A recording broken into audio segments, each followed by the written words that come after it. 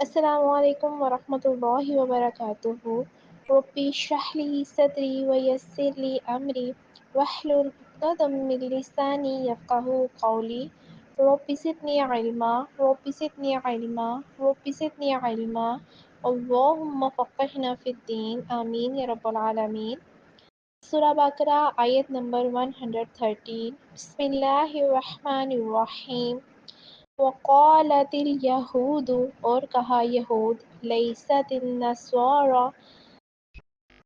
نہیں نصارہ، علی شیء پر کسی چیز، وقالت النصارى، اور کہا نصاری، لیست الیہود، نہیں یہود، علی شیء پر کسی چیز، وہم، حالانکہ وہ، یتلون، پڑھتے ہیں، الکتاب، کتاب، کذالک، اسی طرح، قال، کہا، الذین، جو لوگ، لا یعلمون، علم نہیں رکھتے، مثل، جیسی، قولہم، ان کی بات، فاللہ، سو اللہ، یحکم، فیصلہ کرے گا، بینہم، ان کے درمیان، یوم القیامت، دن قیامت، فیما، جس میں، کانوا، وہ تھے، فیہ، اس میں، یختلفون، اختلاف کرتے۔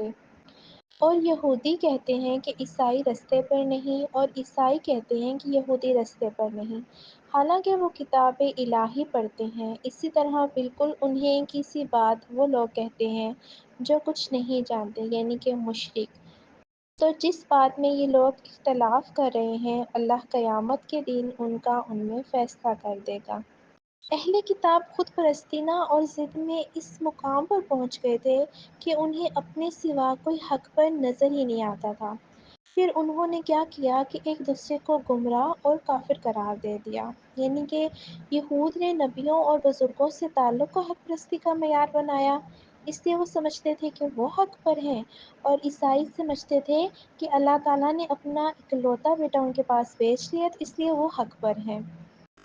ایک بار نجران کی عیسائیوں اور مدینہ منورہ کے یہودیوں کے علماء کی بارگاہ مصطفیٰ صلی اللہ علیہ وآلہ وسلم کی آپس میں بحث ہو گئی، تو بحث کے دوران دونوں نے خوب شور مچایا۔ یہودی کہتے تھے کہ عیسائیوں کا دین کچھ نہیں ہے، اور عیسائی کہتے تھے کہ یہودیوں کا دین کچھ نہیں ہے، تو اس پر بھی یہ آیت نازل ہوئی تھی۔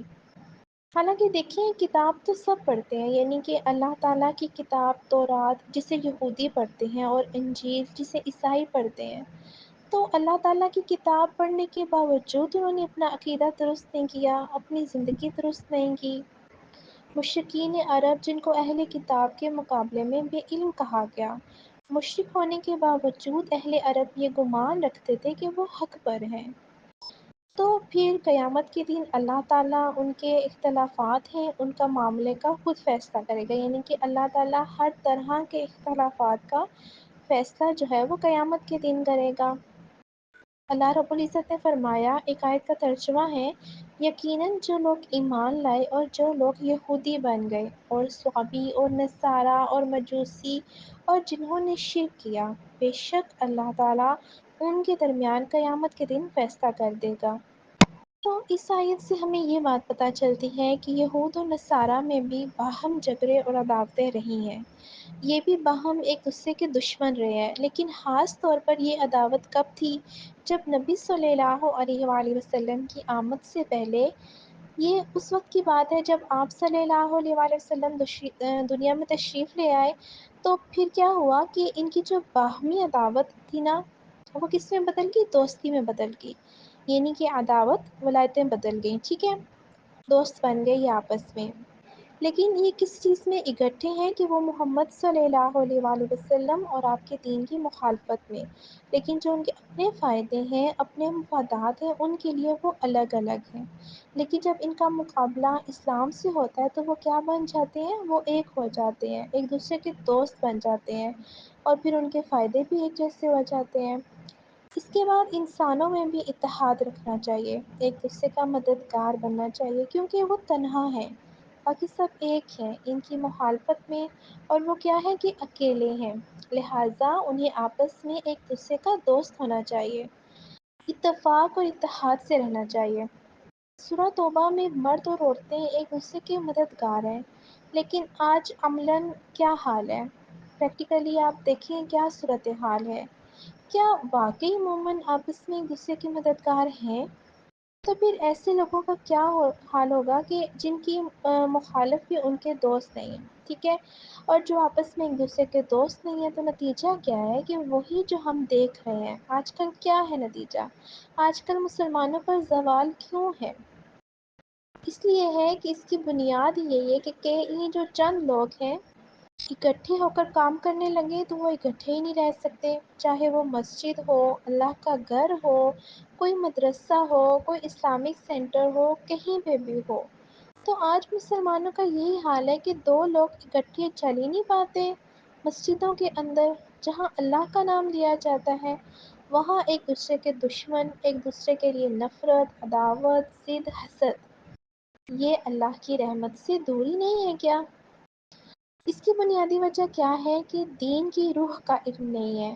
دین کا علم تو بہت ہو گیا لیکن دین کی روح نہیں ہے، مقصد نہیں ہے، آخر کے معاملے میں سنجیدگی نہیں ہے، اور ہر ایک دوسرے کو بلیم کرتے رہتے ہیں۔ ایک عام رویہ، بلیمنگ ایٹیٹیوڈ، ہر وقت دوسروں کی غلطیاں نکالنا، وہ گمراہ ہے، وہ غلط ہے، اس کا قصور ہے، اپنے آپ کو پاک صاف کہہ دینا۔ تو ہمیشہ یہ دیکھنا چاہیے اگر دو لوگوں میں انبن ہو رہی ہے تو اس کی بنیادی وجہ کیا ہے؟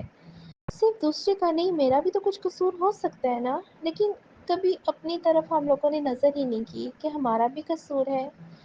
اور یہاں یہ جو بات کی گئی ہے نا، ایسی بات ہے تو لا علم لوگ کرتے ہیں، اور اگر دین والے آپس میں لڑائیاں کریں تو پھر ایسے شخص کا تو دین کا علم نہیں ہے نا، اس کو دین کا عالم ہی نہیں کہہ سکتے ہم لوگ۔ جو دین کا علم رکھ کے، قرآن پڑھ کے، پھر وہ نفرت کرے، نفرت سکھائے۔ دین انسانوں کے درمیان آپس کی محبت پیدا کرتا ہے، اور حقیقی دین وہ ہوتا ہے جس میں دل جڑے ہوئے ہوتے ہیں۔ دلوں کا پھٹے ہوئے ہونا تو عذاب کی قسم ہے، اللہ کی رحمت کی علامت نہیں ہوتی۔ اور اس معاملے میں صرف یہ ایٹیٹیوڈ وکالت، ایک اس کو بلیم کر رہا ہے، ایک اس کو بلیم کر رہا ہے، اس کی غلطی تھی، اس کی غلطی تھی، اور باقی لوگ بھی دوسروں کو بلیم کر رہے ہیں۔ گویا ہر جگہ آج کل یہی حال ہے کہ ہم ٹھیک ہیں، باقی سب غلط ہیں۔ اس بات کو یہاں کھولا جا رہا ہے، اور اگر آپ دیکھیں تو یہ ایک حقیقت ہے کہ ہر انسان کے اندر یہ بات چھپی ہوئی ہے کہ وہ اپنے آپ کو خوب ڈیفینڈ کرتا ہے، کیا غلطی پر بھی ہو تب بھی، اور جب غلطی نہ ہو تو تب بھی۔ بس میں ٹھیک ہوں، میری تو کوئی غلطی نہیں ہے، بس اس کی غلطی ہے، تو تمہاری غلطی تو اس کی ہے۔ تو کبھی یہ کہنا کہ آئی واز رانگ، کبھی یہ کہا کہ ہاں یہاں پہ میں غلط ہوں، میں نے غلط پڑھا ہے، یا پھر میری غلطی ہو سکتی ہے۔ یہ انسان کی عظمت کی علامت ہے، انسان کے سمجھدار ہونے کی علامت۔ اگر وہ کہہ دے کہ ہاں یہاں پہ میری غلطی ہے، میں نے بھی غلط کیا، ظاہر ہے اگر اگلے انسان کا قصور ہے تو کچھ ہمارا بھی تو قصور ہے۔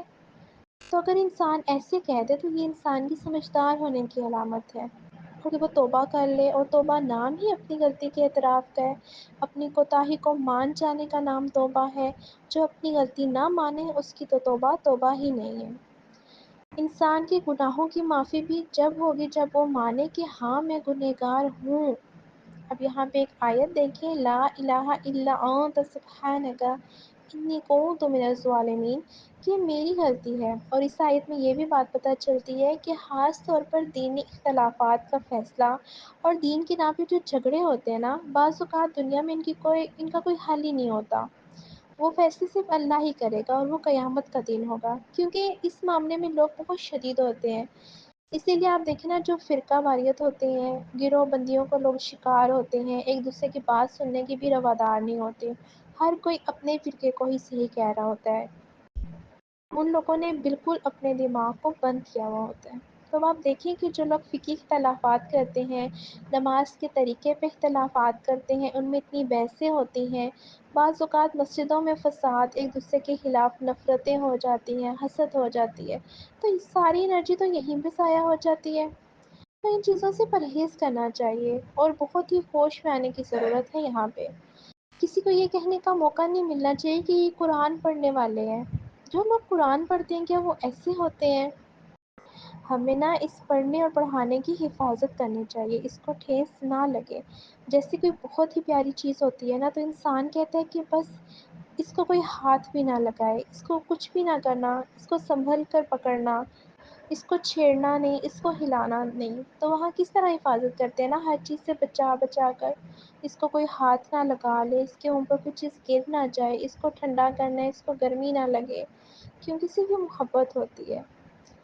تو اگر ہمیں واقعی کتاب سے محبت ہے، قرآن سے محبت ہے، تو پھر ہمیں اس پر بھی آنچ نہیں آنی چاہیے نا۔ کسی کو یہ کہنے کا موقع نہیں ملنا چاہیے کہ یہ قرآن پڑھے ہوئے ہیں، یہ قرآن پڑھتے ہیں، اور ایک یہ بھی بات پتہ چلے کہ حق اور باطل کے درمیان فرق قرآن ہی کرتا ہے۔ کتاب سے پتہ چلتا ہے کہ کیا صحیح ہے کیا غلط ہے، یعنی کہ صحیح اور غلط جو ہے وہ ہماری خواہشات پر نہیں ہے، ہمارے عقل پر نہیں ہے، صرف کتاب پر ہے۔ قرآن پاک ہمیں بتاتا ہے کہ صحیح کیا ہے اور غلط کیا ہے۔ تو ہمیں اپنے پڑھنے اور پڑھانے کی حفاظت کرنی ہے۔ ہمیں جو قرآن میں بتایا گیا ہے، جو سکھایا گیا ہے، ہمیں صرف اس کی حفاظت کرنی ہے۔ کوئی یہ نہ کہے کہ ارے یہ تو قرآن پاک پڑھے ہوئے ہیں پھر بھی یہ لوگ ایسے ہیں۔ نہیں، ہمیں اپنے قرآن پاک کی حفاظت کرنی ہے۔ اللہ پاک ہم سب کو دین پر چلنے کی توفیق عطا کرے۔ آمین یا رب العالمین۔ جزاک اللہ خیر۔